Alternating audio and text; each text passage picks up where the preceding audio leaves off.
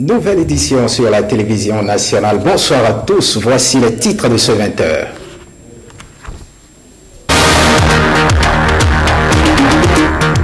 Sakalafia en visite dans les unités de police ce lundi. Le ministre de l'Intérieur s'est rendu notamment à la direction générale de la police nationale et dans certaines unités spécialisées à Cotonou.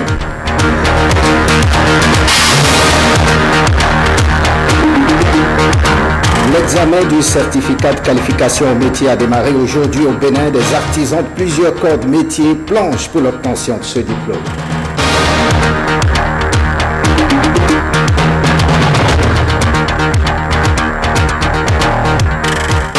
L'examen du certificat d'études primaires est prévu pour le 6 juin 2016 au Bénin. À quelques semaines du démarrage de cet examen, Awa Sherif nous donne une idée du niveau de préparation du CEP à l'EPP de Bégamin.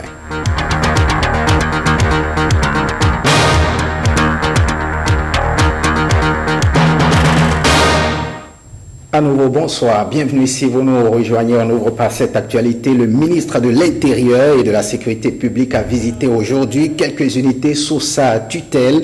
Sakalafia est allé prendre langue avec ses collaborateurs de la Direction générale de la police nationale et de la Direction de l'École nationale de police ainsi qu'une unité spécialisée.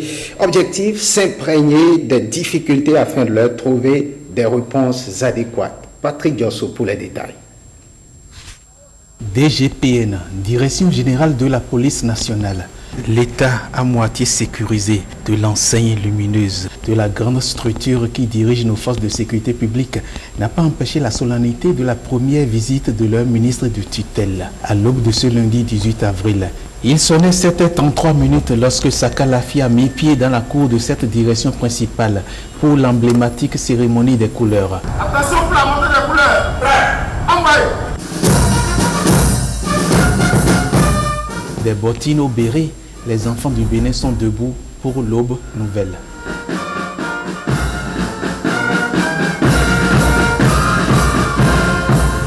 Il y a moins de 15 jours que le gouvernement est installé. Il était de bon ton, comme en qualité de ministre de l'Intérieur, je puisse venir connaître les lieux de travail qui sont désormais les miens et qui sont également les vôtres. Visite des locaux de la DGPN, puis Sakalafia s'ébranle vers la brigade spéciale appelée RAID, R-A-I-D, Recherche, Assistance, Intervention, Dissuasion. Ici, discrétion oblige, pas d'enseigne indicative pour inviter dans ce corps spécialisé pour les raids et autres attaques contre les bandits, brigands, gangsters et autres divorcés sociaux. Absence de pancarte pour éviter d'exposer ce lieu d'où partent ces vaillants attaquants, tels Rodrigue Ochum, tombés les armes à la main lors d'un braquage en plein Cotonou. Avec ces deux autres vaillants hommes, dont l'un a les pieds soutenus par des béquilles et l'autre un bras soustrait, le ministre apprend qu'il n'y aurait pas de ligne budgétaire pour l'assistance aux familles des policiers qui tombent sur le champ de bataille, abattus. Sans être abattus, allons en apprendre plus à la direction de l'École nationale de police. Oublions la pancarte abattue non revue. Revue de troupes faite par le ministre de la Sécurité publique. Puis, séance de travail. Après le huis clos, la presse tend l'ouïe pour écouter le point fait sur la rencontre entre l'autorité et ce corps d'élite qu'est la police. Et ce corps méritait également d'être informé sur les dernières décisions du gouvernement relatives à la suspension d'un certain nombre de décrets qui les touchent. Et la rencontre a permis de les rassurer que le gouvernement n'a parlé que d'une suspension. Pour voir clair, les décrets ont été signés le 17 mars pour être publiés le 5 avril, donc à la veille du départ du gouvernement. Et ces décrets ont une forte implication financière. Mais le gouvernement s'est engagé à revoir rapidement toutes les implications de ces décrets et prendre la décision finale très prochainement. Délégation générale du comité interministériel de lutte contre l'abus des stupéfiants et des substances psychotropes, la DG-SILAS. C'est là le point final de cette visite initiale de Sakalafia, engagée dans la rupture pour une meilleure sécurisation publique au Bénin. Un tour dans les centres d'examen du CQM, démarrage ce lundi à l'examen pour l'obtention du certificat de qualification au métier CQM. Des artisans de plusieurs corps de métiers plongent dans 7 départements sur l'étendue du territoire national. À Cotonou, c'est le directeur de cabinet du ministre de la Formation technique et professionnelle qui a lancé les travaux de cet examen. Le reportage de Samuel Adimi et Patrick Benou. Face au jury, cette candidate énumère les ingrédients pour la réalisation d'une sauce vinaigrette. Dans les rangs, ses compères de la section cuisine attendent leur tour. On est ici dans l'un des centres retenus pour le certificat de qualification au métier CQM. Dans ce centre de composition, outre la cuisine, 2 corps de métier planchent, les couturières et les coiffeurs. Je suis content de faire cet examen parce que c'est très important pour un homme ou bien pour un homme pour apprendre un métier et subvenir à ses besoins, ses propres besoins. Aujourd'hui, c'est 7 départements qui participent à cet examen. Et dans les 7 départements, nous avons 44 communes. Les 44 communes, c'est 61 métiers aujourd'hui qui sont en composition. Et pour ces 61 métiers, nous avons 4850 candidats à travers le pays. Et nous sommes dans le littoral qui abrite 32 métiers. Ici au CEF, d'autres artisans évaluent leurs compétences. Les tisserandes, les joailliers, les spécialistes du froid et même les mécaniciens auto. Bienvenue au coin gourmand de cet examen qualifiant. Ici, on apprête une salade niçoise. De l'autre côté, l'heure est aux chocolatines. Ou le pain au chocolat. On a fini et puis maintenant tout à l'heure on va passer la dorure et mettre ça au bouche. C'est après ça la cuisson. L'autorité s'enquiert de la tenue de cette évaluation. Après la randonnée, le résultat des courses est plutôt satisfaisant. J'avoue que cette politique d'instaurer un certificat de qualification au métier a réellement pris. Quand on voit le nombre de candidats en train de composer, quand on voit l'ensemble des secteurs liés à l'artisanat que ce certificat a désormais couvert, c'est déjà une satisfaction. Et je crois que cette politique que l'État a bien voulu mettre en place est une politique salutaire. Le CQM, un certificat de l'État béninois, ouvre des horizons plus heureux à ses détenteurs, très peu instruits. Un grand pas à franchir entre les centres d'examen et les lieux d'apprentissage. Dans les centres d'apprentissage de métiers, les pensionnaires sont confrontés donc à des difficultés de divers ordres. Au compte du contrat de travail au quotidien, les aventures ne sont pas les mêmes. Une équipe de la rédaction est allée à la rencontre de quelques apprentis. Suivez ce reportage, ce magazine réalisé par Jérôme Hongo. Dans cet atelier de couture-broderie, les apprentis sont en majorité des enfants placés. Des fois, on n'a pas de l'argent, mais notre patronne nous donne parfois. Moi, les difficultés que j'ai, c'est que j'ai du mal à couper les tissus. Parmi eux, il y a d'autres qui sont sages. Et à moins d'1 an, ils comprennent déjà ce que tu les montres. Et le reste, c'est perfectionnement qu'ils font. Mais il y a d'autres. Il peut faire 6 ans, 7 ans sans bouger. Elles sont très peu à bénéficier d'un contrat d'apprentissage. Si un apprenti couturier a fini maintenant et déjà elle a une machine avec un fer, elle est partie. Avec une table, c'est fini. Dans ce garage, les apprentis disent être confrontés à des difficultés d'ordre matériel et financier.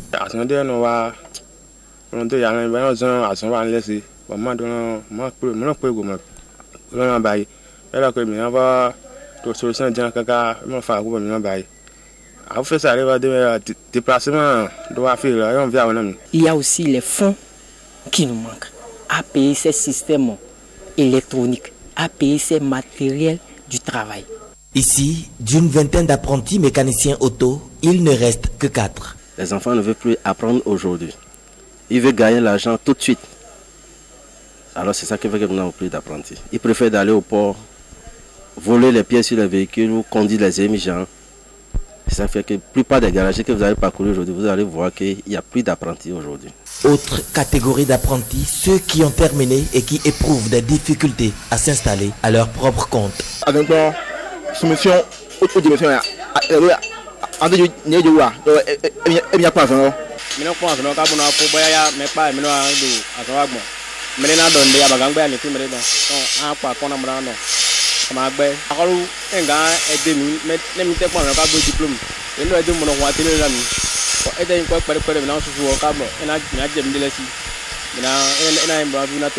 c'est les patrons qui parlent, ça, même si ça se fait qu'aujourd'hui tu vas prendre ça comme ça, tu prends ta malin patience, parce que si c'est un jour ça va finir. J'ai fait 4 ans d'apprentissage, maintenant j'ai déjà fini. Il y aura des fois que les clients sont un peu compliqués, quand tu fais, ils vont dire que c'est pas ça qu'il faut, maintenant il faut défaire et refaire. Il y a d'autres qui vont t'insulter, mais tu es obligé d'accepter. Pour leur patron, c'est une manière de les arracher à la perdition. Elles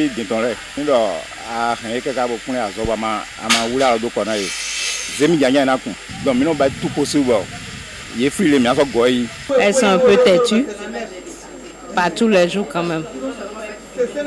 Bon, elles viennent en retard, elles sortent tôt des fois, on est sévère avec eux, très très sévère. Pour la plupart, ces apprentis doivent se préparer au certificat de qualification au métier. Que comprendre du CQM? Le certificat de qualification au métier CQM est un parchemin qui vient sanctionner une formation d'apprentissage aux métiers artisanaux institutionnalisée par l'État béninois. Depuis octobre 2013, le CQM vise à supprimer à terme l'obtention du diplôme de fin de formation connu sous l'appellation Libération. Que savoir du CQM? Élément de réponse dans ce extrait d'interview réalisé par Patrick Benou et Samuel Adimi. Le CQM remplace les libérations fantaisistes que les patrons ont l'habitude de donner à leurs apprentis. Le patron dit, écoute-toi, ça fait déjà 3 ans, 4 ans que tu es ici, prends ton diplôme. Il prend le diplôme, il va s'installer au bord de la route et vous venez avec votre travail. Si c'est un mécanicien, votre moto, il vous repart une panne, il vous crée 5 pannes. Alors c'est ça que l'État béninois est en train de refuser. C'est pour cela que le CQM a été institutionnalisé. C'est la valorisation donc de la main-d'œuvre et de notre, du secteur de l'artisanat, du secteur de l'agriculture et de tous les autres secteurs où on trouve de la main-d'œuvre. Donc c'est une main-d'œuvre de qualité que nous cherchons dans le pays. Et ceux qui n'ont pas été à l'école, qui doivent être valorisés en obtenant un diplôme de l'État qui leur permet de compétir en son temps. Je prends le cas des gendarmes où on peut demander des couturiers, des cuisinières et autres. Quand vous avez ce diplôme, vous pouvez compétir. Actuellement, le CQM se passe dans 7 départements, à savoir le Borgou, la Libori, Lomé Plateau, le littoral et Atakura Donga. Il reste Zoukolino, Monokufo et Atlantique. Alors, vous savez, pour que les artisans puissent passer un examen, il faut leur donner une formation. Donc, cette formation-là coûte cher. Aujourd'hui, la Banque mondiale est positionnée pour nous aider à faire l'extension dans les 5 départements qui restent. Donc, bientôt, l'examen sera généralisé. L'examen sera généralisé et là, je pense que le gouvernement va prendre des dispositions pour que ces diplômes donnés main à main par les patrons n'aient plus lieu. Voyons cette anomalie dans le milieu de l'apprentissage. Des enfants de moins de 14 ans continuent d'être envoyés à l'apprentissage, une pratique interdite par les tests au Bénin. Suivez le reportage que nous propose Jérôme Hongwa à ce sujet. Ce garçon, âgé de 10 ans, est apprenti couturier à Cotonou. Son patron a rencontré ses parents qui n'avaient plus de moyens pour le scolariser.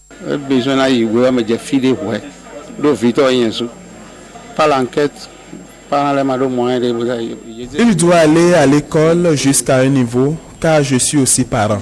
Selon mes investigations, il n'a fait que 2 ans à l'école et il est resté à la maison.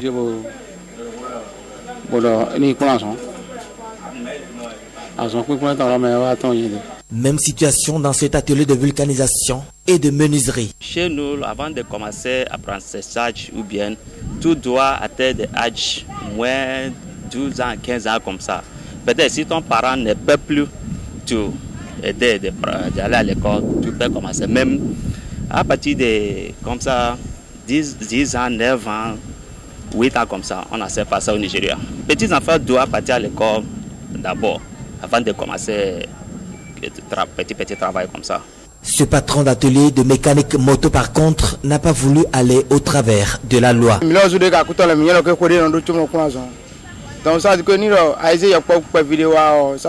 Nous savons qu'un enfant doit d'abord aller à l'école, sinon vous portez atteinte à son avenir. Ce faisant, ça nous facilite la tâche et l'enfant comprend vite.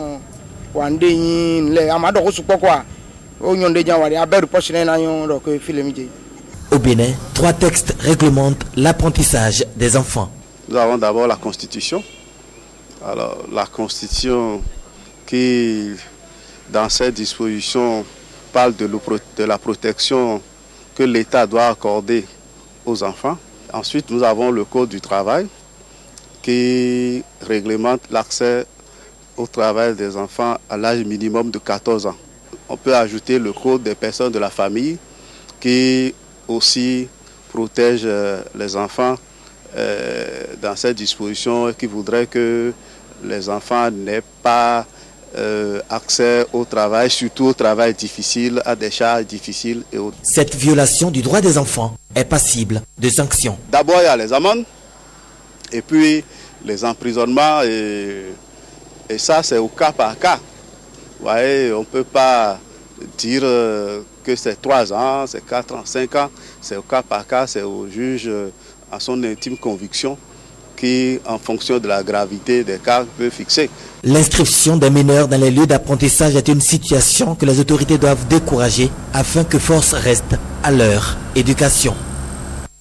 Un tour à la direction des examens au concours. La directrice des examens et concours revient sur les tensions qui règnent à la DEC. Madame Bior Saré explique les tenants et aboutissants liés à sa passation de charge au nouveau directeur des examens et concours. Elle est au micro de Samuel Adimi et Patrick Ben. Après le conseil des ministres du mercredi passé, par coup de fil, on m'a demandé de passer service le jeudi, le lendemain à 15h. On m'appelait là aux environs de 17h. J'ai dit, mais par quel, avec quel support vous voulez me faire passer le service, me faire passer le service, une note de service ou bien un arrêté. Du moment où je sais que le relevé du conseil n'a pas parlé de nomination. J'ai été nommé par un décret et j'entends partir par un décret après 30 ans de service rendu à ce pays. On en était là le vendredi matin, moi j'étais indisposée, je ne suis pas arrivée à la DEC et qu'est-ce qui s'est passé? Ils ont dit à mes collaborateurs que l'injonction vient du palais et qu'il fallait que malgré tout, ils puissent installer le nouveau DEC, le professeur Kako Maounion. Quand ils ont fini l'installation, il est reparti et reprendre les ordres de mission que je devais signer pour mon examen. Il est allé dans les finances aussi. Il a signé d'autres papiers. Partout, il voyait mon nom. Entre vendredi et samedi, il fallait tout effacer. Et pendant ce temps, j'étais toujours couchée. Il a fini de signer les OM. Il n'avait pas accès à mon bureau. Et on envoie des gens sur mon lit de malade, figurez-vous, pour me réclamer les clés de la porte. Encore là, j'ai dit, trop c'est trop. Je m'y suis encore opposée. Dans le week-end, on a été invité au palais et il a été retenu qu'effectivement, un arrêté ne peut pas abroger un décret. Et il a reconnu lui-même qu'il était parti trop tôt pour dérouler cet examen d'aujourd'hui. La passation est prévue selon ce qui a été retenu là-bas pour samedi prochain. Donc, je reste encore directrice des examens et concours de l'enseignement secondaire, de la formation professionnelle, technique et professionnelle jusqu'à cette date-là. Et on parle toujours éducation dans cette édition. 6 juin 2016, c'est la date retenue pour la composition des examens du certificat d'études primaires au Bénin. À quelques semaines du rendez-vous, élèves et enseignants s'activent à la tâche. À quel niveau de préparation sont les élèves du complexe scolaire Bégamin Nord de Cotonou? La réponse dans ce reportage que nous propose Awa Chérif. Lundi 18 avril 2016, premier jour de la reprise des classes pour le dernier trimestre. Nous sommes ici au complexe scolaire Bégamin Nord. À quelques semaines des examens du certificat d'études primaires, les préparatifs vont bon train. Les enseignants mettent les bouchées doubles. Il faut accélérer les séances de révision pour mettre les apprenants au pas. La dernière leçon en grammaire était les déterminants. Alors citez-moi des exemples de déterminants. Oui, par rapport aux préparatifs, je peux dire que c'est déjà le premier jour de la rentrée que ça a commencé. Parce qu'il s'agit d'un examen. Et Dieu merci, cette année, il n'y a pas eu assez de perturbations. Donc, les classes ont fonctionné normalement. Et à ce jour, plus précisément à cette date-ci, les programmes sont pratiquement terminés. Cette semaine-ci est consacrée à une révision. Qu'est-ce qu'on fait à cette étape-là? Comme le lundi, ils iront composer. On fait une révision générale dans tous les champs de formation. Une sorte de remise à niveau, pouvant leur permettre d'affronter les épreuves. Vu le travail abattu juste là, je crois, on a au moins encore un mois devant nous. Avec ce peu de temps-là, on pouvait mettre le paquet, renforcer davantage pour que le résultat escompté soit meilleur. Le complexe scolaire Bégamin Nord est réparti en 5 groupes. L'année scolaire 2015-2016 n'a presque pas connu de perturbations. Mais ici, les enseignants font face à un problème spécifique. Nous avons les enfants des parents qui vont au marché. Est-ce que vous voyez? Donc, c'est quand les parents viennent au marché que même ils viennent à l'école. Donc, les midis, ils vont les passer dans le marché Bégamin avec leurs parents, la majorité des enfants. Est-ce que vous voyez? Donc, ils éprouvent trop de difficultés à réviser les leçons. Et il faut chaque fois revenir sur les mêmes activités, histoire de leur permettre de garder un peu ce qui a été appris à l'école. Si au niveau des autres groupes, les apprenants ont du mal à se mettre au pas, ici au groupe B, le problème se pose au niveau des enseignants. Quand je suis arrivé ici, j'étais seul pour les 6 classes. Donc c'est un peu après qu'avec mes démarches, j'ai pu avoir des stagiaires. Tout ce que vous voyez là, j'ai tout, rien que des stagiaires.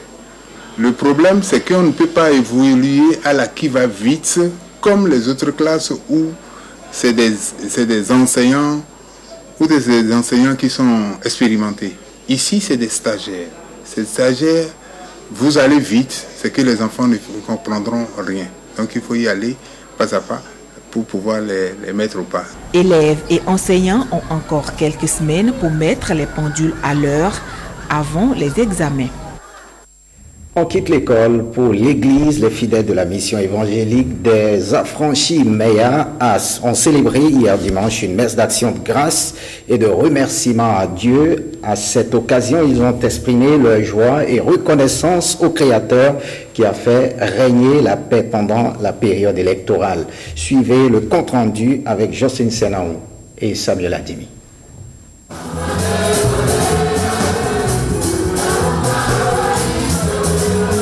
Les fidèles de la mission évangélique des Affranchis MEA ont choisi la façon la plus symbolique pour rendre grâce à Dieu.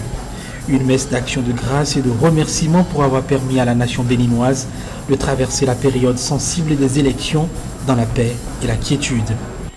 Nous, fidèles et membres du corps de Christ au Bénin, de l'Église de la mission évangélique des affranchis MEA, sommes très reconnaissants envers ce grand Dieu pour tous ses bienfaits pour ce pays. Nous reconnaissons et clamons haut et fort qu'il est l'unique artisan de cette paix et toute cette protection dont nous avons toujours bénéficié est sans équivoque son œuvre. C'est pourquoi ce jour est décrété pour inviter tout le peuple béninois à chanter, à louer, à donner tout l'honneur et toute gloire à Dieu le Tout-Puissant, comme nous le recommande David. À l'occasion de cette célébration, ils ont exprimé leur joie à travers des chants, des louanges et danses, tout ceci pour pérenniser la paix. Cette initiative pacifiste a tout son sens, aussi bien dans le monde politique que religieux.